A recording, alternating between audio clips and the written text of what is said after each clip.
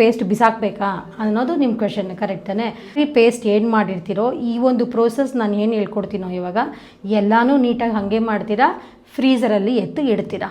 Next ಏನು ಮಾಡಬೇಕು, ಆ ವಾಟ್ರಿ ಪೇಸ್ಟ್ನ ನಾವು ಯೂಸ್ ಮಾಡೋಕ್ಕಾಗಲ್ಲ. ಸೊ ನೀವೇನು ಮಾಡ್ತೀರಾ, ಮತ್ತೆ ಒಂದು 30 ಗ್ರಾಮ್ಸೋ 50 ಗ್ರಾಮ್ಸೋ ನಿಮ್ಮ ಇಷ್ಟ, ನೀವು ಎಷ್ಟು ಗ್ರಾಮ್ಸ್ ಆದರೂ ಮಿಕ್ಸ್ ಮಾಡಿ ಬೌಲಲ್ಲಿ ಡೈರಿ ಲೀಸ್ಗಿಡಿ. ಇಟ್ಟಾದಮೇಲೆ ಈ ಫ್ರೀಝರಲ್ಲಿ ಏನು ಇಟ್ಟಿರ್ತೀರ ಹಳೆ ವಾಟ್ರಿ ಪೇಸ್ಟು ಅದನ್ನು ತೆಗೆದು ಈಚೆ ಇಟ್ಟು ರೂಮ್ ಟೆಂಪರೇಚರ್ಗೆ ಬರಬೇಕು.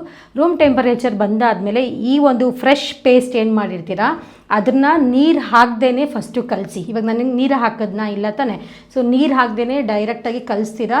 ಇಫ್ ಇನ್ ಕೇಸ್ ಆ ಪೇಸ್ಟಿಗೆ ನೀರು ಬೇಕು, ನೀವೇನು ಮಾಡ್ತೀರಾ, ನೀರು ಹಾಕಬಾರ್ದು. ಎನಿವೇ ವಾಟ್ರಿ ಪೇಸ್ಟು ಮೆಲ್ಟ್ ಆಗಿರೋದು ನಿಮ್ಮ ಹತ್ರ ರೆಡಿ ಇದೆ, ಅದನ್ನು ತಂದು ಇದಕ್ಕೆ ಹಾಕಿ ಚೆನ್ನಾಗಿ ಮಿಕ್ಸ್ ಮಾಡಬೇಕು. ಲಾಜಿಕ್ ಅರ್ಥ ಆಯ್ತಾ? SEOಗೆ ಇಲ್ಲ ನೀವು ಎಲ್ಲನೂ ಯುಟಿಲೈಸ್ ಮಾಡ್ಕೋಬೋದು, ಬಟ್ ಅದು ನೀಟಾಗಿ ಅರ್ಥ ಮಾಡ್ಕೋಬೇಕು. ಇದು ಯೂಶ್ವಲಿ ನೀವು ಮರ್ತೋಗ್ತೀರಾ. ಇಫ್ ಇನ್ ಕೇಸ್ ಕನ್ಸಿಸ್ಟೆನ್ಸಿ ಕರೆಕ್ಟಾಗಿದೆ, ಈವನ್ ಈ ಪೇಸ್ಟ್ ಆ ಪೇಸ್ಟ್ ಎರಡೂ ಮಿಕ್ಸ್ ಮಾಡಿದಾಗ ವಾಟರ್ ಲೆವೆಲ್ ನನಗೆ ಕರೆಕ್ಟಾಗಿದೆ ಅಂದರೆ ವಾಟರ್ ಹಾಕೋಕ್ಕೆ ಹೋಗಬೇಡಿ. ಈ ಮಿಕ್ಸ್ ಮಾಡಾದ್ಮೇಲೆ ವಾಟರ್ ಬೇಕು ಅನ್ನಿಸ್ತಿದೆ ಅಂದರೆ ವೆರಿ ಕೇರ್ಫುಲ್ಲಾಗಿ little by little drops of ವಾಟರ್ನ ಆ್ಯಡ್ ಮಾಡಿ ಕನ್ಸಿಸ್ಟೆನ್ಸಿಗೆ ತೊಗೊಂಬರ್ಬೇಕು.